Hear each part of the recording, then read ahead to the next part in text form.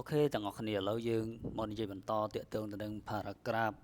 នៅក្នុង Word វិញម្ដងដោយចូលនៅក្នុង block menu home ហើយយើងមើលមកត្រង់បណ្ដុំនេះយើងឃើញ paragraph ហើយកន្លែងនេះគឺកន្លែងយើងកំណត់ទាក់ទងទៅនឹងអក្សរដូចនេះអញ្ចឹងយើងខាងលើគេនេះជាការដាក់កម្រិតមាតិកាឥឡូវឧទាហរណ៍ថាខ្ញុំរើសយកមួយនឹងអញ្ចឹងពេលដែលបងប្អូនចុះបន្ទាត់មកក្រោមទៀតមកគឺវានឹងចេញសញ្ញានឹងមក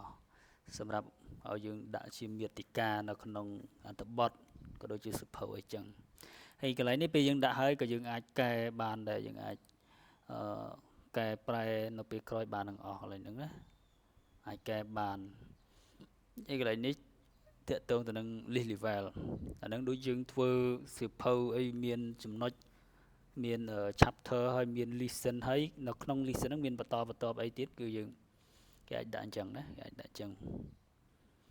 ហ្នឹងអានេះនៅក្នុងចំណុចទី1ខាងលើចំណុចទី2ការកំណត់ជាបែបមាតិកាដែរប៉ុន្តែកំណត់ជាលេខចឹងនេះពេលដែលយើងដាក់មកវាមានជា A B C ក៏បានជាតម្រងលេខធំក៏បានជាតម្រងលេខបារាំងនេះក៏បានឬក៏ជាលេខធំតែអក្សរតូចនេះក៏បានណាមានគ្រប់តម្រងពេលយើង enter មកគឺវាលោតចុះក្រោមរហូតណាតាមលេខដែលយើងបានដាក់កំណត់នៅក្នុងនឹងនេះការកំណត់មាតិកាជាលេខគឺនៅចំណុចបន្ទាប់ទី2នឹងឯងខាងនេះវាកំណត់ជាប្រភេទមាតិកាដែរប៉ុន្តែវាមានលក្ខណៈ heading មានចំណងជើងធំហើយចំណងជើងបន្ទាប់ណាគេហៅ subtitle ណាចំណងជើងបន្តហ្នឹងយើងអាចមកកំណត់ត្រង់ហ្នឹងដែរណាមានដូចគេដាក់ចំណុចមួយធំអញ្ចឹងទៅនិយាយអំពីអីហើយបន្ទាប់មក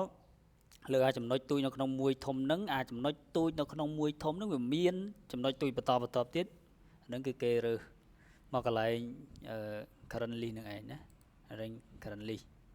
ដែលយើងហៅថា multi level list ណាពាក្យពេញរបស់វា multi level list បន្តទៀតត្រង់ចំណុចមានសញ្ញាព្រួញចេញញែកសងខាងនេះមានទៅឆ្វេងនិងទៅស្ដាំនេះអាហ្នឹងកាលណាដែលយើងចុចសញ្ញាព្រួញមកខាងនេះអក្សរគឺវាពេញមកខាងនេះបើយើងចុចមកខាងនេះគឺវាចុះបន្ទាត់ណាយើងឃើញអក្សរចុះបន្ទាត់មកកម្មហើយយើងចុចមកនេះវិញវាមកវិញហើយណាអត់មានអីពិបាកច្រើនទេកន្លែងនេះចំណុចបន្ទាប់ទៀតកន្លែងនេះគឺការកំណត់ align left ពេលយើងចុចគឺវាតម្រឹមតែខាងឆ្វេងដៃទេគឺខាងមុខនេះឯងហើយខាងនេះចង់ហែងអត់ត្រឹមឬក៏នេះយ៉ាងណាអានឹងអត់ដឹងទេ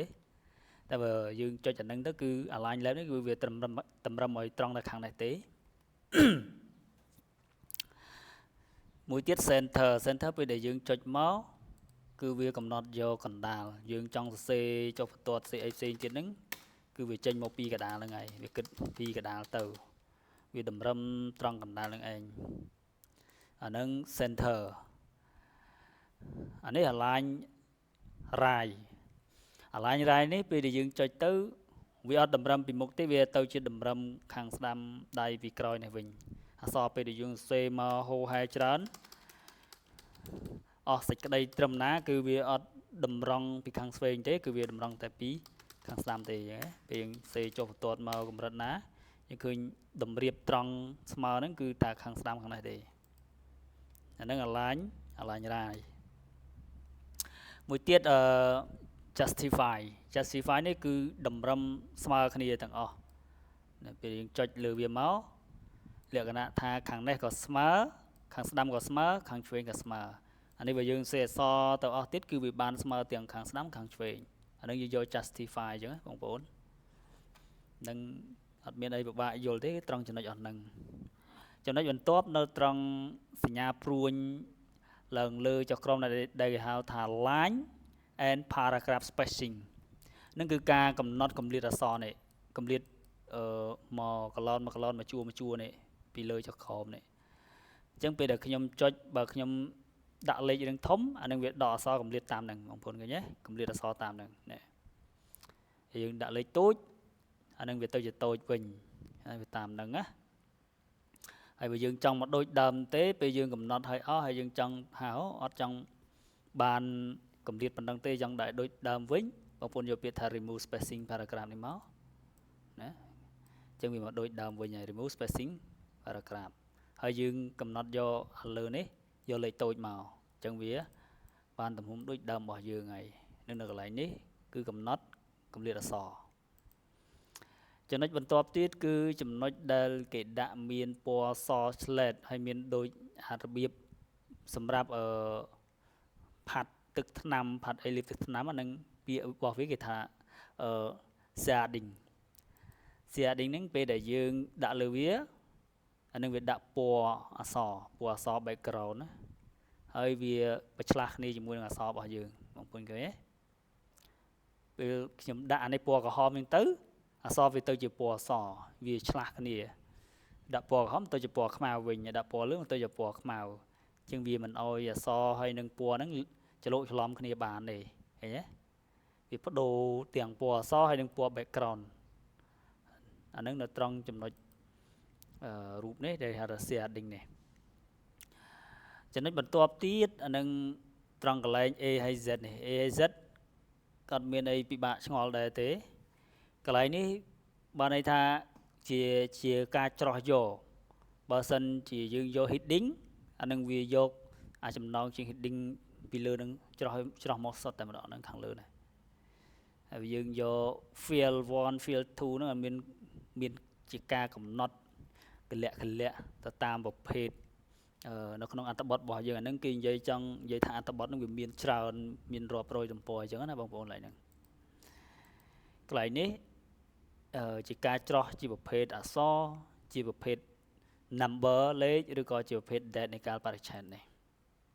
អត់មានអីពិបាកស្វែងយល់ទេកន្លែងហ្នឹង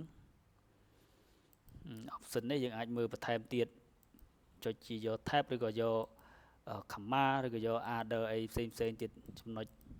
ពេលដែលយើងចាប់ផ្ដើមសរសេរវាយអត្ថបទហ្នឹងកន្លែងអស់នេះដូចជាមិនសូវជាពេញនិយមហើយក៏មិនសូវប្រើប្រាស់ដែរគេមិនសូវប្រើប្រាស់ទេចំណុចមួយទៀតកន្លែងនេះកន្លែងគេដាក់ថា show and hidden អានេះបើយើងចុចលើវាមកអានឹងវា show ចំណុចណា show សញ្ញាហ្នឹងនៅពីក្រោយអក្សរនេះសញ្ញាហ្នឹងណាបងប្អូនខ្លះរកសរសេរទៅវាមានសញ្ញាហ្នឹងយើងអាចកំណត់កន្លែងមួយទៀតកន្លែងចូលមកកាន់ file ហើយយកពាក្យថា option នេះយកពាក្យថា option នេះមកយើងអាចទៅកំណត់ដាក់កន្លែងហ្នឹងដែលឃើញសរសេរមកគឺមានអាហ្នឹងនៅពីមុខរហូតបងប្អូនទេអាហ្នឹងមានគ្នាយើងខ្លះគាត់ឆ្ងល់កន្លែងហ្នឹងគាត់រកកន្លែងដោះអត់ឃើញពេលកន្លែងដោះយើងទៅដោះកន្លែង option នោះក៏បានឬក៏យើងមកដោះកន្លែងហ្នឹងក៏បានដែរចុចដកវាចេញមកវាលែងឃើញហើយអញ្ចឹងមិនបាច់ភ័យព្រួយកន្លែងហ្នឹងចំណុចបន្ទាប់ទៀតត្រង់កន្លែងនេះលូត្រាតែបើសិនជាយើងមានគូបន្ទាត់អីផ្សេងមុននឹងសរសេរអក្សរអីយើងដាក់បន្ទាត់អីផ្សេងជាកន្លងទៀតយើងអាចកំណត់នៅត្រង់ហ្នឹងក៏បានត្រង់កន្លែង insert table នេះក៏បានដែរនេះអានេះបន្ថែមបន្ទាត់ថែមអីនេះហើយកន្លែងនេះជាកន្លែងដាក់បន្ទាត់អានេះឧទាហរណ៍ថាបងប្អូនបន្ថែមបន្ទាត់មានប្រមាណយើងអាចលុបបន្ទាត់ចេញខ្លះអីចឹងមកបន្ថែមបន្ថយកន្លែងហ្នឹងតែកន្លែងនេះជាកន្លែងដាក់យើងចង់ដាក់កម្រាស់ដាក់បន្ទាត់ហ្នឹងឲ្យនៅតែកដាលអានេះដាក់បន្ទាត់ហ្នឹងឲ្យនៅតែពីក្រោមអក្សរអានេះឲ្យបន្ទាត់ហ្នឹងនៅតែពីលើស្ដេចម្ដងទៀតឲ្យបន្ទាត់នៅតែពីលើឲ្យបន្ទាត់នៅពីខាងឆ្វេងឲ្យបន្ទាត់នៅពីខាងស្ដាំឬក៏លុបបន្ទាត់នឹងចោលទាំងអស់ឬក៏ដាក់បន្ទាត់នឹងគ្រប់ទាំងអស់នេះ all border នេះបន្ទាត់គ្រប់ទាំងអស់ហើយនេះបន្ទាត់ព័ទ្ធជុំវិញសងខាងហើយពេល inside border នេះបន្ទាត់នៅពីខាងក្នុងវិញហ្នឹងនេះ inside vertical border ហ្នឹងបន្ទាត់វាស់ពាក់កណ្ដាលខាងក្នុងហើយពាក់កណ្ដាលត្រង់ទៀតពីឆ្វេងទៅស្ដាំ